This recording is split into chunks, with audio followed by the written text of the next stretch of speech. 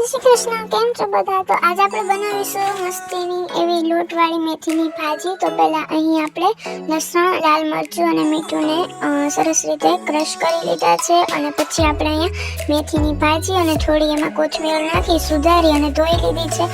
ત્યારબાદ આપણે અહીં એક લોયામાં તેલ મૂકેલું છે જેમાં આપણે બનાવેલી લસણની પેસ્ટ એડ કરી દઈશું અને એની જોડે હિંગ એડ કરી અને મેથીની ભાજી એડ કરી દઈશું.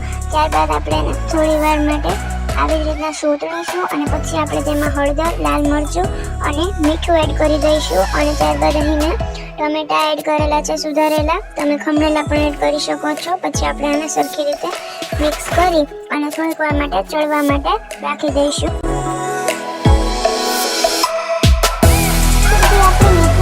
ચડે છે ત્યાં સુધી આપણે અહીં 2 વાટકી જેટલું બેસન લીધો છે અને હવે આપણે મેથી પણ ચડી ગઈ છે. હવે આપણે અહીં પાણી નાખી અને તેને સરસ રીતે ડોઈ લઈશું. અહીં આપણે થોડું પાણી એડ કરશું જેથી આપણા બેટરમાં લમ્સ ન બને અને પ્રોપર આવી રીતની આપણે ઘાટી પેસ્ટ કરી લેવાની છે. અહીં આપણે ફક્ત બેસન અને પાણી જ એડ કરેલા છે કારણ કે મીઠું અને બધું ઓલરેડી આપણે ભાજીમાં એડ કરી દીધું છે.